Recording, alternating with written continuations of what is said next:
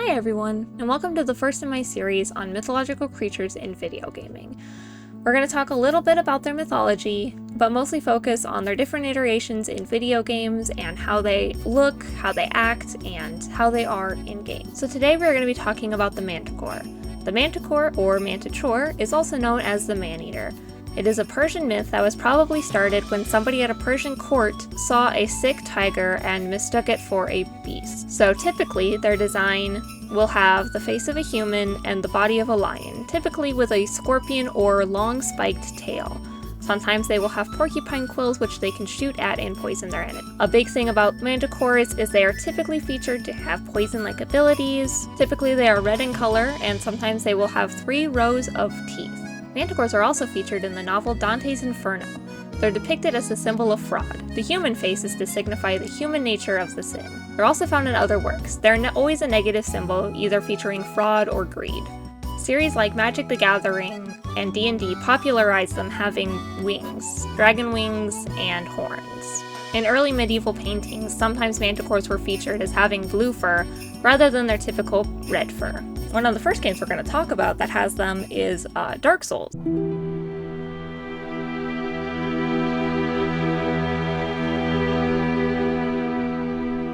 Dark Souls is a super hard RPG that has a DLC for the Sanctuary Guardian, and the Sanctuary Guardian is a white-winged lion. It is the first boss that you run into. Actually, a lot of Manticore bosses are the first boss, which is kind of funny. I didn't think about that till just now. But basically, you get a guardian tail item if you cut off the tail of the Manticore. And when you fight it and you kill it, it doesn't respawn. Like, the boss itself doesn't respawn, but it will respawn as 2 guardians later on. Typically, you're not really supposed to fight them unless you missed out on the tail item on the first go round. Then you've got 2 more chances, and it's better to shoot them from far away rather than getting up close.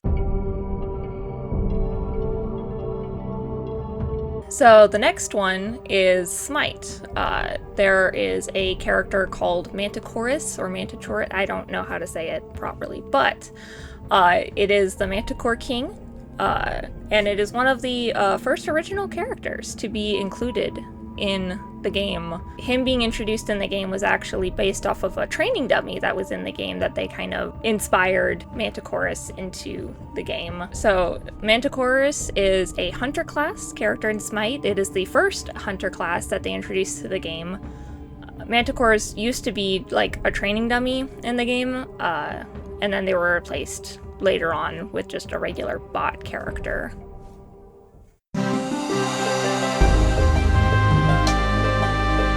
So there are 3 different Manticore creatures in 3 different Castlevania games. The first one being Aria of Sorrow. It is a boss of the chapel. Again, another boss fight Manticore. And then once you beat it, it later on just becomes a regular enemy. When it's attacking, it can sting with its tail, which causes poison damage, or it shoots fireballs. It is kind of a hard to obtain soul because it has a low drop rate. When you beat the Manticore, if you strike both his tail and his body at the same time, he'll actually drop 2 crystals, and they're not super helpful for Soma, considering that it just heals his health and mana, which is good to get one of them, but you don't necessarily need to do both. It's better for Julius, because when you play as him, the crystals that you receive give him an increase to his stats. So if you collect both crystals, it gives you a double boost. But Soma, when he gets the soul of the Manticore, it transforms him into an ogre, which gives him a rush forward attack, and using that will cause a lot of damage to the enemies. And then in Dawn of Sorrow, the soul will let Soma grow a scorpion tail, which attacks with his current weapon. It inflicts poison damage, and if the soul is combined with a battle axe, it will become the Bouge, which is one of the most powerful weapons at that point in the game. It is kind of slow, but it is very powerful. In Circle of the Moon, the Manticore is a poison-type DSS, or Dual Setup System card. Pairing the card with others will give the hero Nathan Graves either a Poison Whip, which does poison damage, he can defend himself with a Poison Cloud, or he can swap out his weapon for a pair of Poison Claws, which also do poison damage. When you use both the Uranus card and the Manticore together, it will summon a Manticore on screen that will attack all enemies with a Poison Rain attack.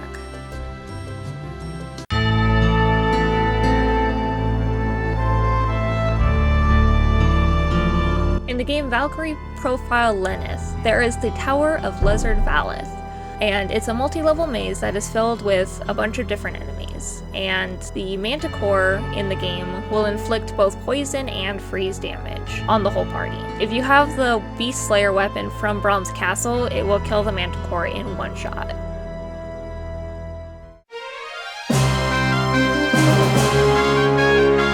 And now for my favorite game, Culdcept. So primarily the card has two different designs in the game depending on which game you're playing. I typically think of the PS2 version, which is a red line with a human face and a long tail that ends in a spiked ball. So typically the Manticore has 0 strength and 50 health, and it costs 70 gold to summon, either on the battlefield or onto an empty space. During battle, the strength and hit points both equal the amount of cards you have in your hand times 10.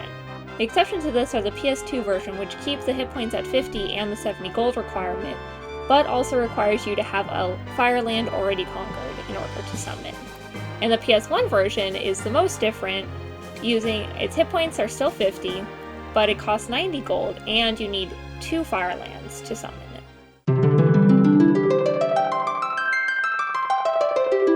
So Final Fantasy, unsurprisingly, also has Manticores.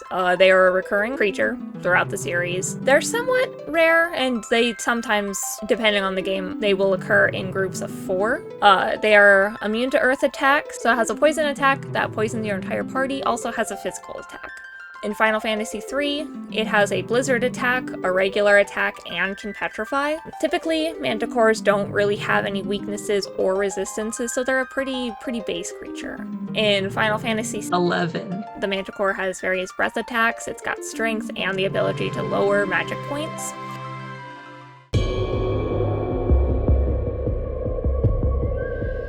So another Manticore is from a game called Grim Dawn. It is a creature type belonging to the Beast family. It is found in the Jagged Waste and in the Blood Grove. They drop Manticore eyes when defeated, and that is used as a crafting item in the game.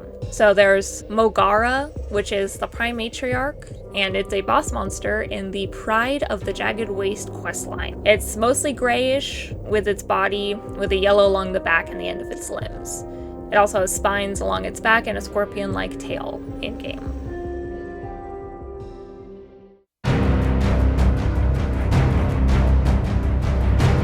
So Ark has Manticores. They are boss monsters in the Ark Survival Evolved expansion pack Scorched Earth, Ragnarok, and Valguero. So there is the Alpha Manticore and the Beta Manticore. The Beta has more of an orange color, whereas the Alpha is more of a blood red color, similar to more of a traditional Manticore design. So they attack the player with deathworms and rock elementals. They don't have a lot of health, but they need a lot of space to land, otherwise they'll just kind of remain in the air and you can't really fight them from there. In the game, there's a whole city dedicated to the Manticore, and it is the only canon guardian not to be playable in the Ark Mission Genesis Part 2. I don't know what any of that means. I don't play Ark.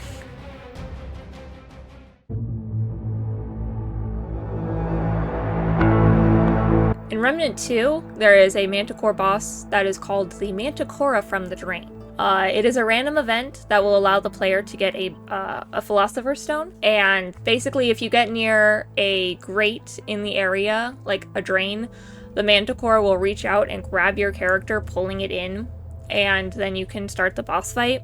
So depending on where you get grabbed in the game will depend on what item is dropped once the Manticore is defeated. If you kill it in Morrow's Parish, you get the Philosopher's Stone, but if you're in Tiller's Rest, you actually get an outfit instead. And then in multiplayer mode, if one person gets dragged in, then the boss fight doesn't start until all the other people in multiplayer mode kill themselves, and then everyone will respawn in the Manticore's lair, so that's fun.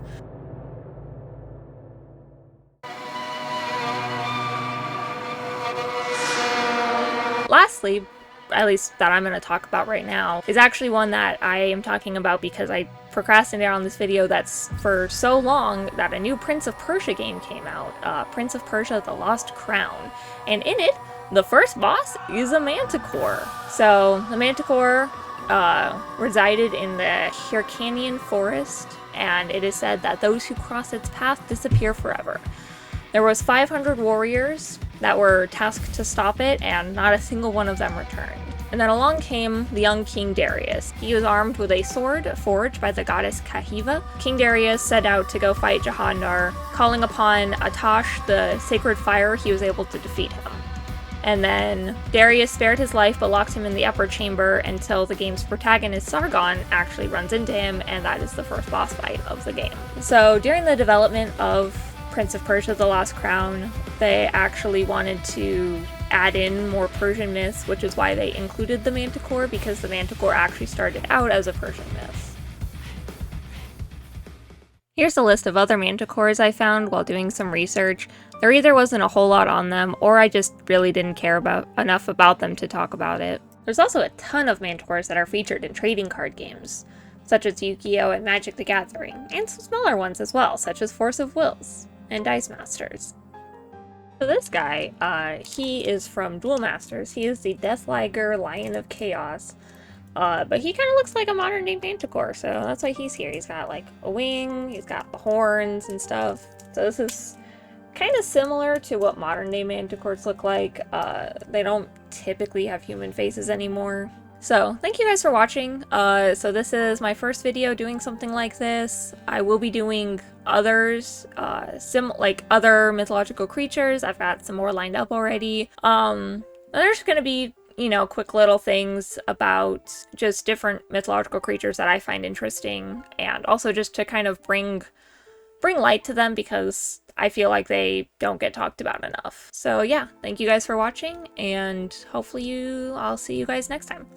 Bye!